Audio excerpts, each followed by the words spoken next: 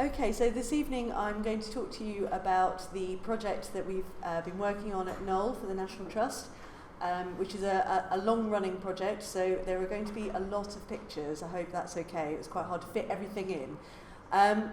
So for those of you who aren't familiar with Knoll, we're just starting off with a view from the early 18th century, just showing the house at its sort of full extent with the formal gardens, and you can see some of the parkland around the outside.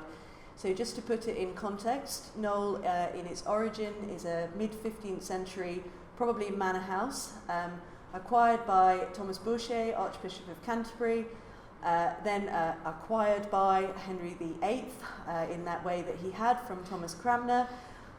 It remains as a royal palace until the early 17th century when it passes to the Sackville family, to Thomas Sackville, and it has remained in the ownership of the Sackville family since then. So the family still live on site in part of the property, and the way it is organised is the National Trust owns the house and part of the park, I think it's about 100 acres of the 1,000-acre park. The garden and the remainder of the estate still belong to the Sackville family. So we're working very closely with the donor family throughout this project.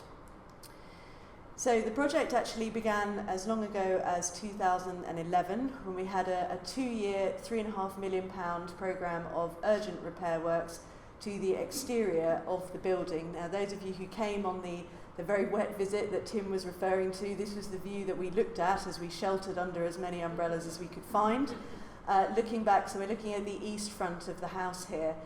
The aim of the sort of urgent repair works, the Knoll in Flux programme as it was called, which made it sound like we were having a terrible kind of stomach ailment for a couple of years, but the idea was to try and explain to our visitors why what they were seeing was a bit different to normal. So we had a huge scaffolding that wrapped around the building and moved over a 2-year period. We removed probably about 3 acres of Knoll's 7 acres of roof. We also removed all of the render on the eastern face of the building that you can see in this image. So the scaffolding in itself was rather one of the wonders of the project. It didn't touch the building at all. It wasn't anchored to the building, so it actually landed on either side in the garden and in the courtyard. So every single time it moved, it was a whole engineering project in itself. And it was weighted down by all of those water tanks that you can see in the image there, which we did have a weight equivalent, which was always calculated in elephants, and I can't remember how many elephants it is now, but it was a lot of elephants. And there you can see some of the project team from that first phase of works. So Nick from W.W. Martins, who are our contractors, the project manager Richard Hill, our curator Emma Slocum, and our conservator Siobhan Barrett. So these 2 pictures just give you literally a snapshot of some of the issues that we faced as the render came off. Now, what we discovered was that the render had been applied in the late Victorian period. It was a very hard, very cementitious render, so the building was unable to breathe, and we had a lot of water coming in behind the render, and you can see some of the problems with the timber framing that resulted from that. You can also see on the left-hand side of the slide where an earlier attempt at repair work had been made. So this is an ongoing issue. And where we had the most severe problems was where we had drainage actually from the lead hoppers, which had been failing and running down the front of the building. So these were some of the sort of areas of concern and areas that were repaired by the skilled craftsmen who were working on site. We took the opportunity to record the building in as much detail as we could, and Museum of London Archaeology were our contractors for this phase of building works. So here you can see their full drawing of the eastern range superimposed onto an earlier photographic image by Downland, just so you can see where the different sort of parts of the building join together. What was obvious quite early on was what at first presents itself as quite a unified eastern front is the result of at least 8 phases of construction over several hundred years. So while it now looks very kind of neat and tidy, it's actually been through a number of different iterations in order to get to the image that we now see in front of us. Just to pick out one discovery from that phase, what you can see here are the parts of a window surround, which actually are not only decorative but also structural. So these are early 16th century overload moulded, I believe, timber window framing, which run all the way from the first floor right up into the second floor. So as well as being decorative, as I said, they form part of the actual structure, and we didn't know that they were there. So that was a rather sort of nice discovery, and has enabled Mola to produce a suggested reconstruction of how the eastern front of the building looked around the time of Archbishop Wareham in the early 16th century. So quite different to how it looks today. We're still having some discussions with them around whether that roof line is correct, and also because they hadn't worked in the interior of the building at this stage, we had no indications of chimneys or heating or how this sort of range functioned. We were literally just looking at the exterior. So this is the sort of programme of works, a fairly rapid programme over 2 years, and each of the different colours of shading shows the phases of roof as they came off. And this image here shows just phase 1.1. So that's the first phase of work. It's an image by John Miller, and gives you an idea of the scale of this project. So all of the tiles were removed, the battens were removed where repairs were required. It was re-waterproofed, and then the tiles were reattached, so as much recycling as possible. And similar to the work on the eastern facade, we also realised that there are an awful lot of phases of construction within this roof, so everything from late medieval all the way through to 20th century flat roofing. So about 20 different phases of construction represented across the southern and eastern ranges. You're not supposed to have favourites, but this is one of my favourite bits. This is the roof of the old kitchen, which is part of the property that still remains in Lord Sackville's ownership or lease. And you can see there we've got decorative wind braces within this medieval structure. So our suggestion is that originally this roof was open all the way to the pitch, and you would have been able to see these decorative features, and then subsequently the ceiling height has been dropped internally, and that's what you can see below a easel there from Mola, who's recording in the roof spaces. Finds. So essentially we were excavating this building, and we worked very closely with the contractors to monitor the artefacts that were coming out. A lot of them were natural in origin, so there are a lot of wasp nests up there and a lot of birds' nests, which you won't be surprised to learn about. But there are also quite a lot of artefacts found during the sort of clearing out of roof voids. This was one of the first that was found, a deliberately left item, matchbox with two people's names inside, and it actually has a date on the side of 1949. So someone, when they're working up there, has left these items for us to find. And this is a bit of a theme that will carry on through this talk. Other finds. This is from the kitchen roof. So again, we're starting to get a picture of the kinds of activities that might be taking place up in the roof spaces at Knoll. And lots and lots and lots and lots of smoking paraphernalia, we were calling it. So everything from the bunny ashtray, which obviously is fairly recent. We did ask around to see if anyone would own up to that being their ashtray. They said no. The cigarette papers that you can see at the top there are probably World War I period, and then we have other 1960s, 1950s packets from various roof spaces across the property. This one is from the West Range when we were doing some electrical works, and again is a deliberately left item. So it's been left by W. Eastwood, who's the plumber from Bessel's Green. He was working at Knoll at Christmas in 1931, and I particularly like that Tom White, mate to the above, was only allowed the side of the packet to leave his note to the future. So, as part of the project, we again worked very closely with Museum of London Archaeology to undertake a building survey to make sure that we had a very accurate floor plan and elevations, reflected ceiling plans for the showrooms and also for the new spaces. So we're opening a lot of new spaces at Knoll as part of this project. So here you can see Catherine at the west front tying into the wider grid. So now, as I said, for each space we have a detailed floor plan, which has been extremely useful actually for the architects and the structural surveyors and our curators to work out where things like servicing can go, and also has obviously been extremely helpful for the archaeology. We have lovely elevations of each of the spaces as well, and what really is just, again, what originally presents itself as a very uniform building, once you start looking at it in detail, the panelling has all gone in at different dates and times. It's a mixture of things from all kinds of places.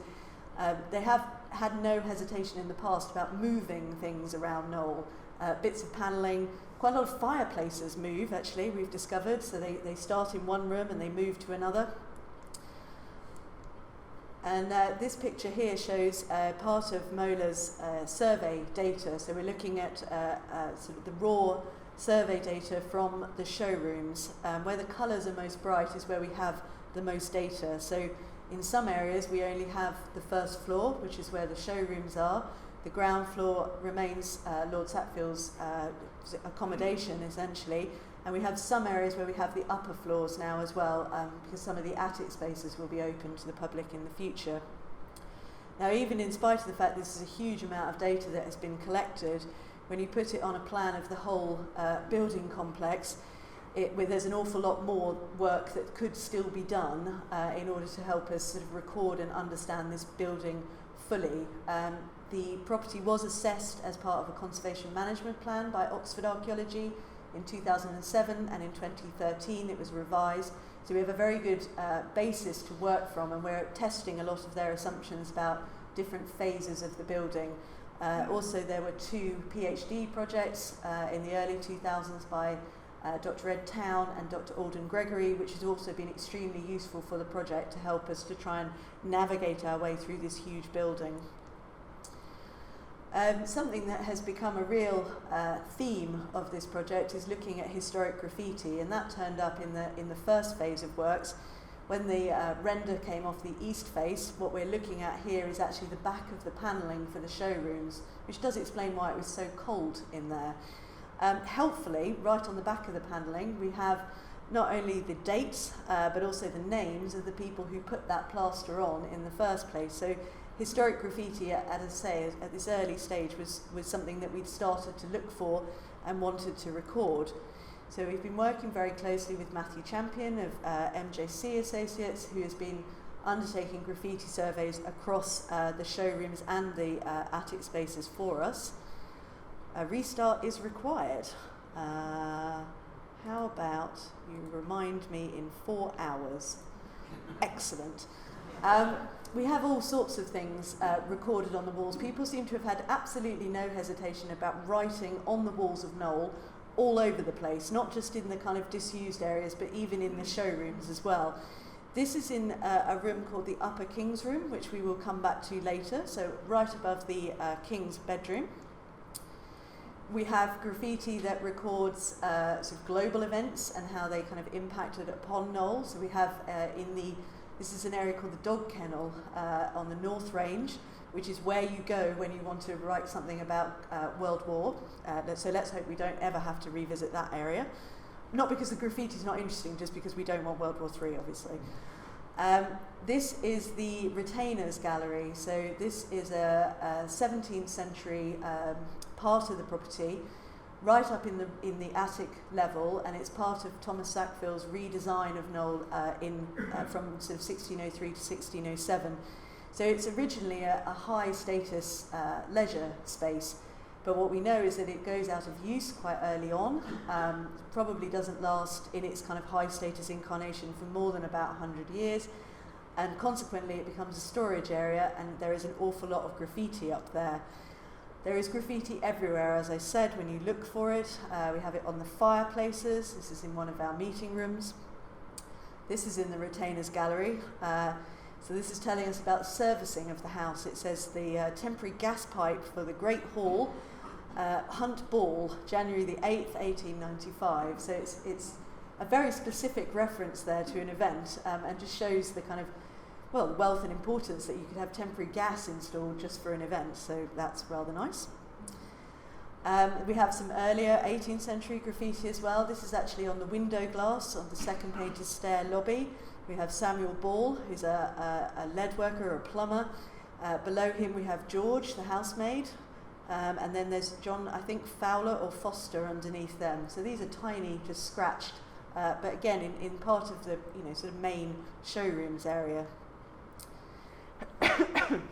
So Knoll in Flux finished in 2013, and then in preparation for our sort of major project works, we had a phase of enabling works over the winter of 2013 to 14. So a starting look essentially at the showrooms, the routes that we could bring in new services. So the idea is to make the building envelope watertight and weatherproof, and then to move into the interior and to start looking at installing better environmental control for the collections. So here you can see James Wright from Museum of London Archaeology working in the spangled bedroom. And James did a lot of work for us during this period of time.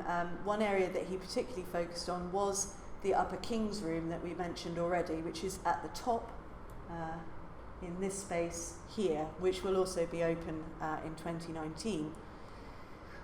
This is what it looked like, and this is largely how the public will see it when it is reopened, actually, because we don't know anything about how this room was originally dressed in the 17th century. We have nothing to take it back to as such. It has been used for storage for a very long time. You can see that there have been some quite serious structural issues in that space. The roof there here is been repaired and replaced within living memory, so as recently as the 1960s. We have original surviving 17th century beams at the top there. There's also an awful lot of rebuild around the windows. So we've lost a lot of original features here, but there is enough to tell us about some of the hints around how this room looked in the 17th century structurally, if not decoratively. We have had some tree ring dating from this space, from the ceiling beams and the floor beams.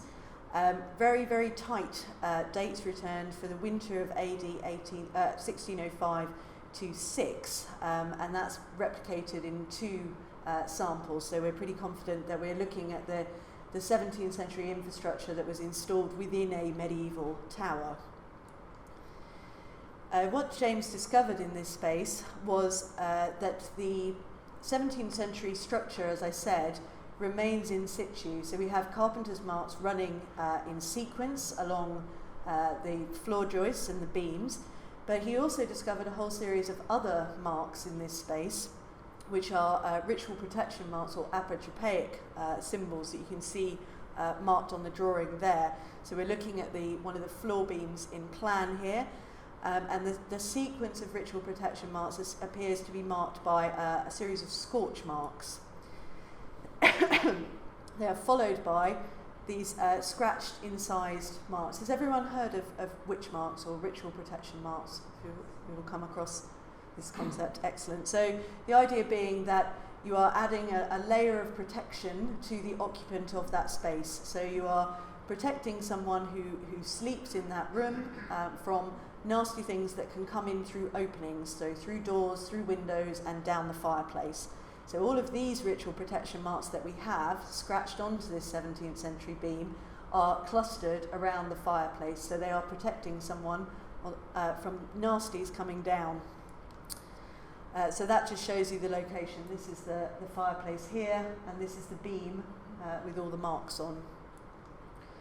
Now, as I said, the beginning of the sequence is marked by this series of scorch marks which lie horizontally. Now, it's not possible to create scorch marks horizontally when this beam was in situ. So what we know is that the scorch marks must have been added at the time of construction. So it's very unusual to be able to date apotropaic marks in this way, but because we know the timber dates to 1605 to 6, we know that the marks have gone in through the evidence of the scorch mark at the same time.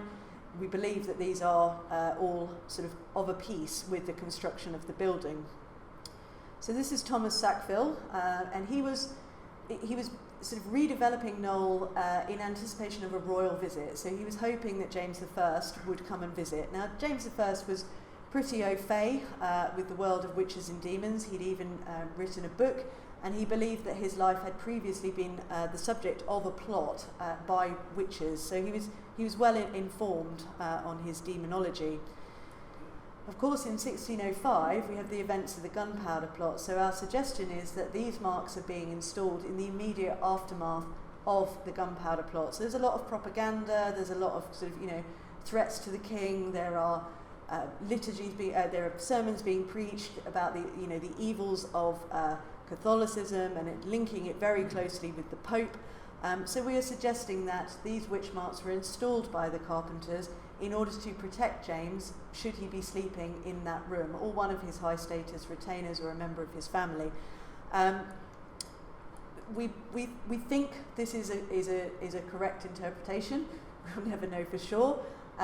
We are certain, however, that they are not carpenter's marks because we have all of those represented as well.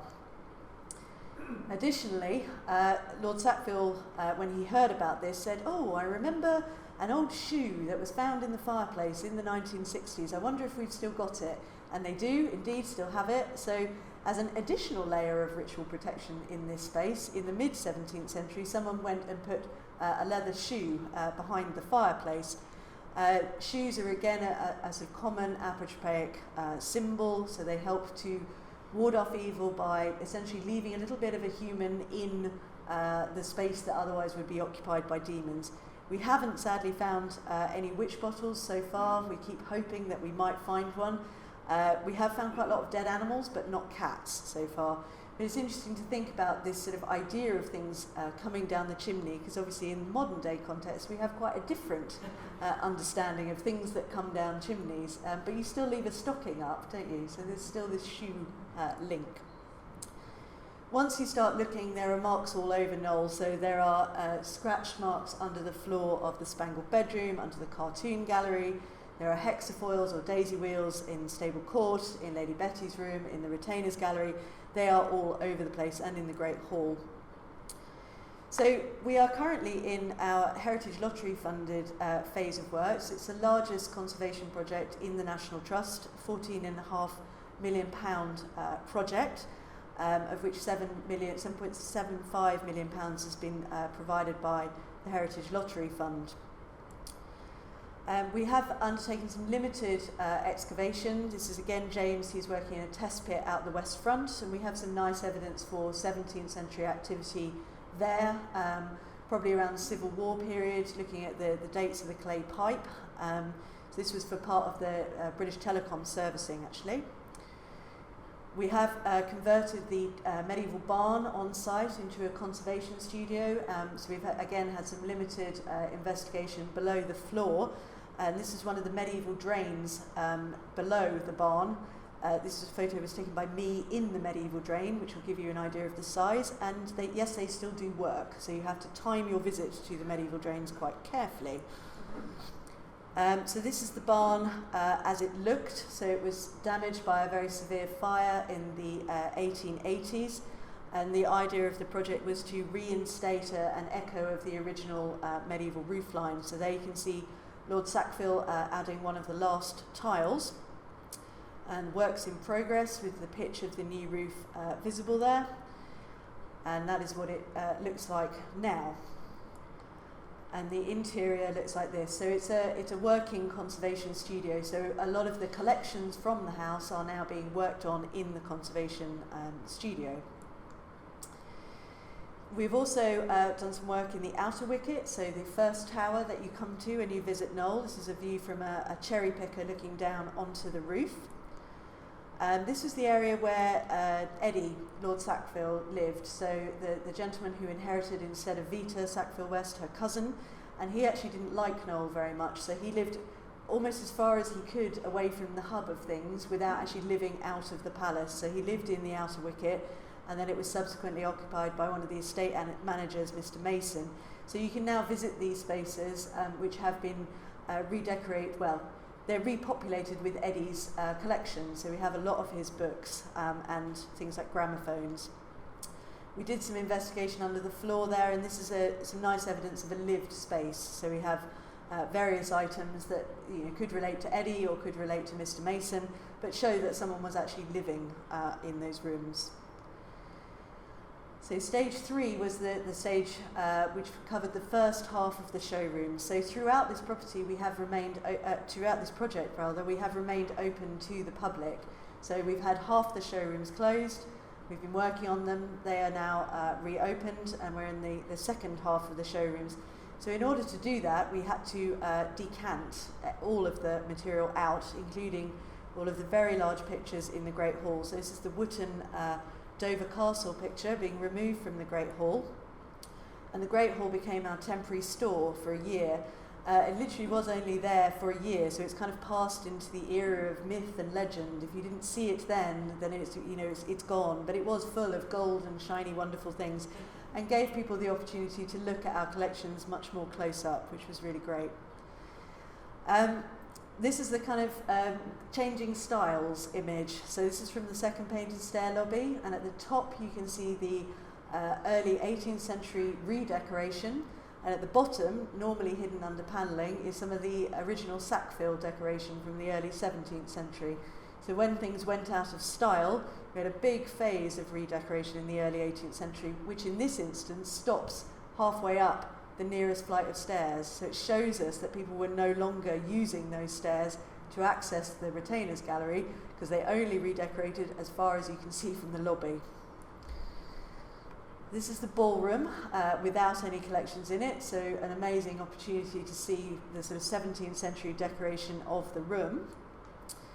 And this is the ballroom work in progress. We removed nearly all of the panelling in this room to install fire protection, insulation, and a new lighting scheme. So the panelling is in huge pieces in this space, and actually is earlier than the floor. So in order to be able to remove the panelling, it had to be lifted above the current floorboards and then dropped down. So a huge project from our contractors there.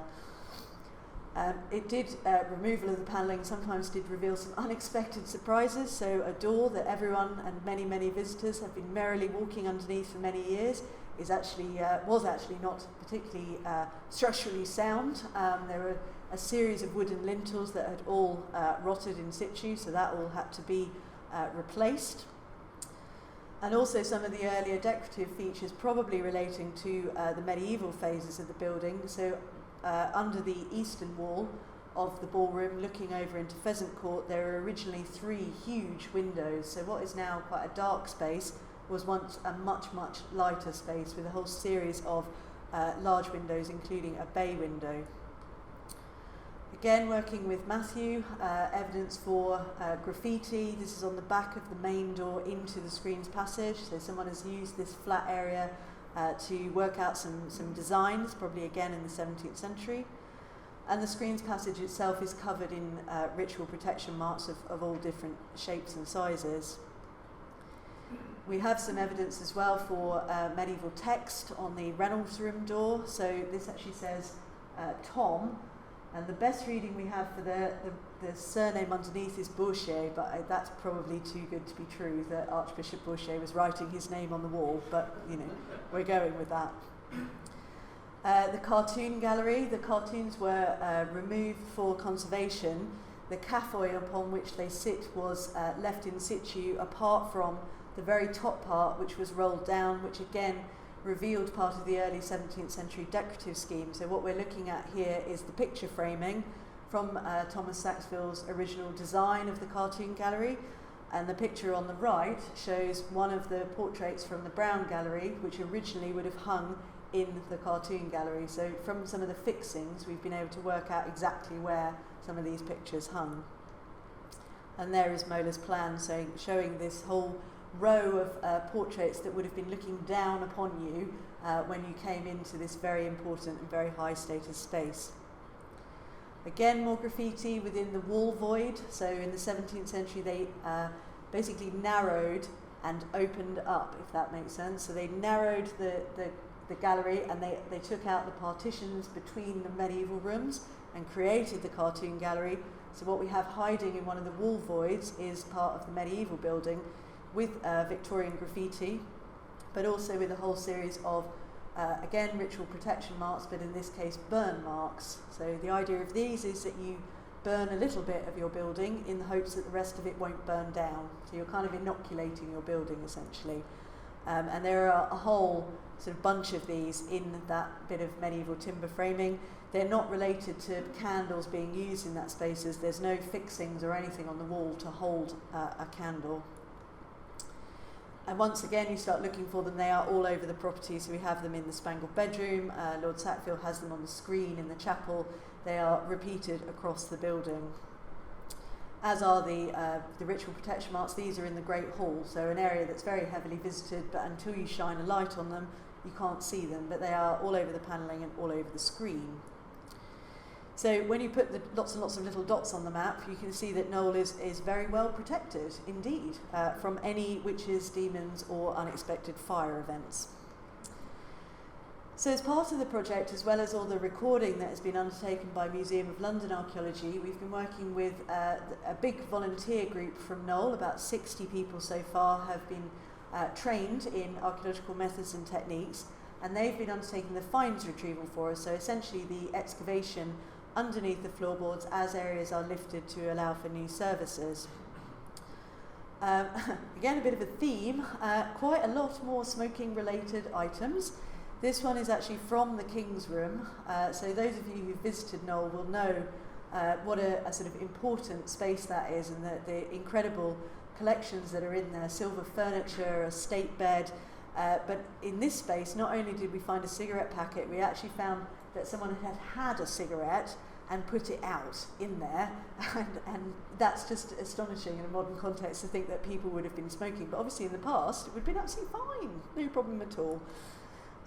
This is from the Reynolds Room, so a little bit of evidence here that people might have been eating and drinking in this space. So we've got what I think is a bird bone, we need a specialist to look at it, we've got an oyster shell, this at the bottom here is a cork for a wine bottle, we've got some fragments of textiles that have probably come from furniture, and then we also have later things like a 1900s tube ticket and a 1972 Greek postage stamp. So a real mixture from that space. We know that the Reynolds Room was occasionally used as a dining room in the past, so it's quite nice to see a little bit of evidence to show that they may have left bits behind. This is one of our star finds. This is a 17th century letter found under the floorboards. The date is October 1633, and it's part of the collection that was moved to Knowle in the 18th century from Copt Hall. So it's actually a letter from one steward to another, so from Robert Draper to his friend Bilby, and it's like an Amazon wish list essentially. He was saying, please can you send all of these various things, so some new frying pans, some fire shovels, new lights for my Lady Cranfield's chamber. So we think that these documents moved to Knowle from Copt Hall in the 18th century when all of the chattels moved, and they were stored in the attics, and over time a number of them fell out and fell beneath the floorboards. We actually have 3 from this area. They were conserved by Jan Kutejar, who's from University College London. And these ones, also we made it in the paper with these ones, the idea of a 400-year-old shopping list is something that really appealed. Knowle is also featured on the Secrets of the National Trust programme with Alan Titchmarsh. You can watch it on catch-up until the 14th of March, if you are interested.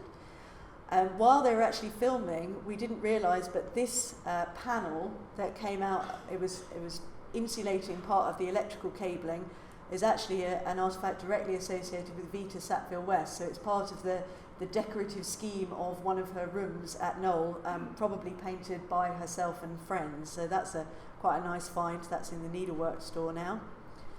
And as I said, our curator has been using the archaeological survey data to help with the representation and the picture hang at Knowle. So this is the ballroom with some of the pictures in slightly different locations.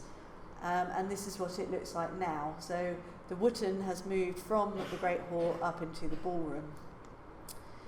We did a short phase of work in an area called the Pigeon Lofts. This is our blue phase. It was very cold. And these are, again, lived spaces. These were staff quarters. So we have some shoes from under the floorboards here. We have some little bottles. We're still to go through this assemblage in detail. This is the stage we are currently in. So stage 5 of Inspired by Knowle. So we're working on the eastern side of the house. So the Brown Gallery onwards and all of the showrooms on that side of the property up to the Venetian ambassador's bedroom. All sorts of features come into light. This is in the museum room. So we've taken out all of the cases that were in that space. And this is an area where we're now going to be able to tell a little bit of the story of the history of Knowle. So we have some medieval fabric that's of the building that's going to be left exposed in this space. The fireplace was a bit of a surprise because when we took the blocking away, it turned out that the fireplace was no longer there. So this is another one of these moving fireplaces. It's in one of Lord Sackville's rooms now, but we didn't know that until we did that. We found doors that we didn't know were quite as big as they are. So that's Robin, our building surveyor, standing next to a door in the corner of the Venetian ambassador's room, which presumably was a door they were using to bring in tapestries and large bits of furniture. And this is the Brown Gallery with most of its panelling off. Robin looking very pleased in the corner there. This has been one of the most fascinating areas because, again, we've been able to take almost all, I think in fact 100% of the panelling has now come off in this space. So we can see areas where we've got brickwork blocking, which we weren't aware of, which appears to have been built up behind the panelling, so possibly blocking an earlier stair, we think, in this case. We've got evidence for quite a severe fire that, again, we didn't know was there, so we've got a really very charred series of timbers running through here, which have been retained and then just simply added to and built around. So we think we've got evidence for a medieval fire there. And we've got a whole series of doors.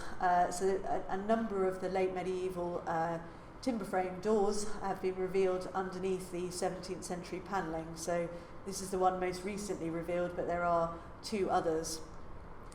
Same as in the showrooms. This is in the corner of Lady Betty's room. So we're now able to start thinking about how people were moving through the building in the medieval period. So before the showrooms route was established. So Knowle is a show house and has an enfilade cut down the eastern side of that range so that you can walk through and view these spaces. But that's not how people would have been viewing them in the medieval, living in them in the medieval period.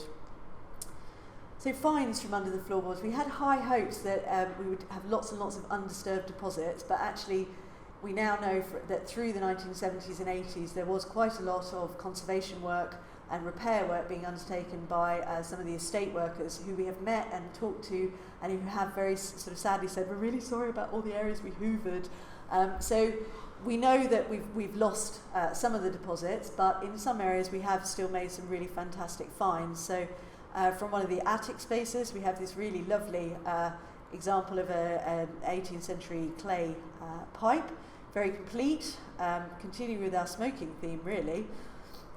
This was an exciting day. So this is Will and Jake from the contracting team, HB&C, and four of our archaeology team members, Jim, Brenda, Deb and Sue, holding one of their finds. Now, I don't know if you can see right in the bottom there, this.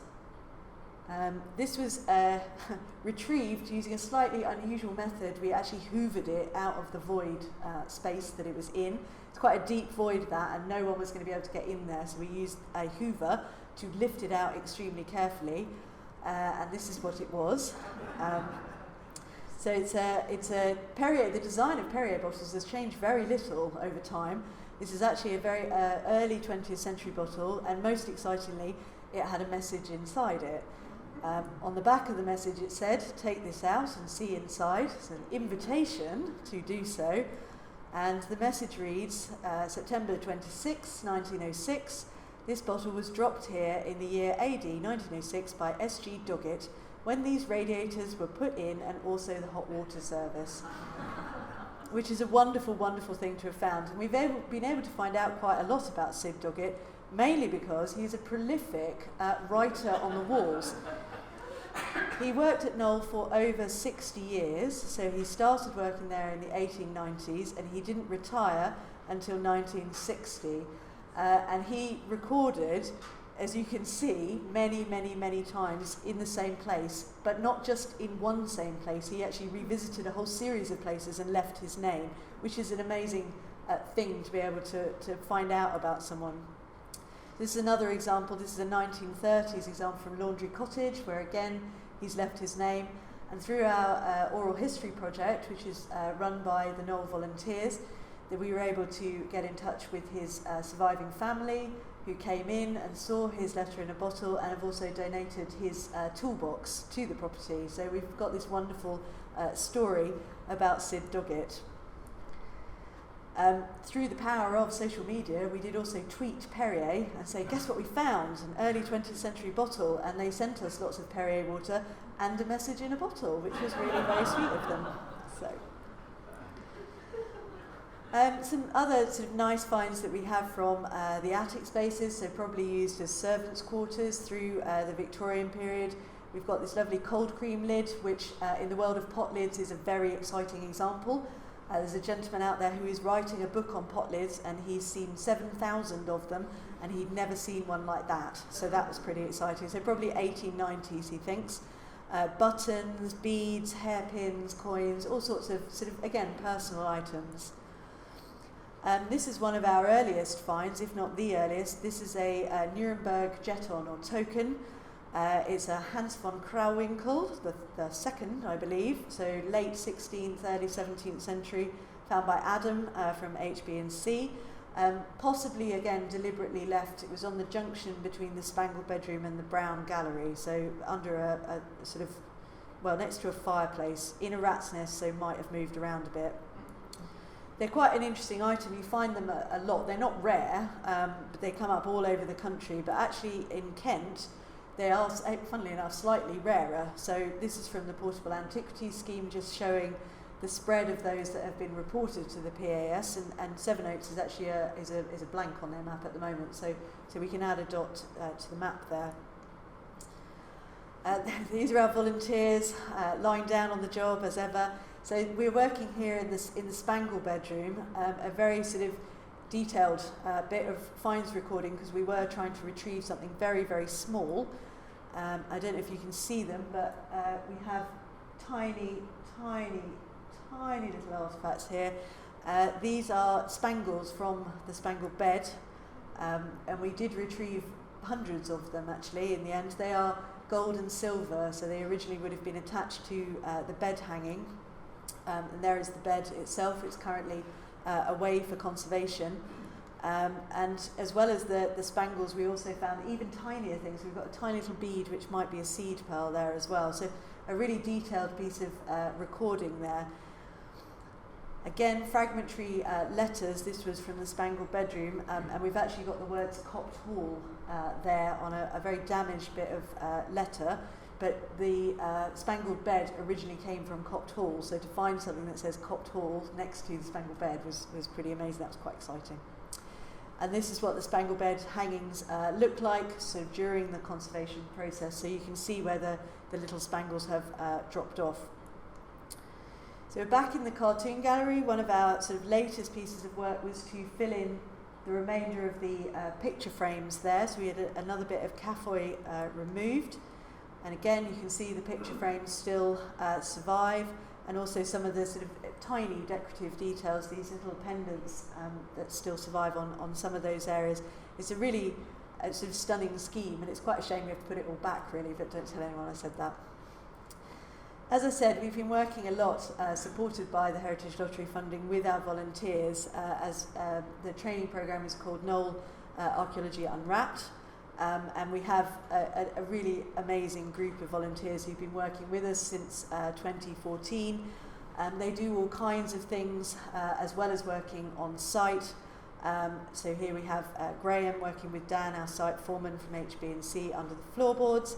They also help to support guided tours behind the scenes. So we've done a lot of tours onto the work site over the last 3 or 4 years. They do outreach events, so both on-site and also taking out into the local community. This is at Sevenoaks Museum. We run a lecture programme at Knoll as well. So this is Ed Town presenting on the archaeology of paintings a few months ago. And they've also been doing a lot of sieving. So when the panelling is removed, a lot of dust tends to fall out, and the contractor's been collecting that for us, and our wonderful volunteers have been sieving this material just to make sure we don't miss anything. Some slightly unexpected finds from the park. This was found during one of our training courses, just lying on the surface of an area of the park called Echo Mount, which is where we think we may have a previously unidentified Bronze Age barrow. So Al Oswald from the University of York has been doing some landscape survey, and he's been looking a lot at the prehistoric landscape. These we think are modern finds. They were lying on the surface, so there is the potential for some modern pagan activity going on this site as well, in the form of these little features. We run an annual archaeology day each year as part of the Festival of Archaeology, particularly more recently aimed at families to get them involved and engaged with the archaeology of the property. And again, our volunteers help support that, talking about the work that they've been doing over the last few years. So, as our sort of one of the legacies we're leaving behind for this project, we hope is a really inspired and committed group of people, inspired by Knoll literally, so talking about the archaeology of the building, which is not something that maybe we were talking about at Knoll so much before. One of the other things that we are leaving in sort of honour of all of the deliberate deposits that we found under the floorboards is a time capsule. So actually we left it originally at the end of the Knoll in Flux project, and then we found it again during the Inspired by Knoll project. So here's Dan, our site foreman, with the time capsule, which is a lot bigger than I remember it being. So it's actually half empty, so we're going to add some more items to it and then hide it away, and then potentially in the future someone else will find it and learn a bit about the project that we've been doing over the last 6 years. So I'll leave it there.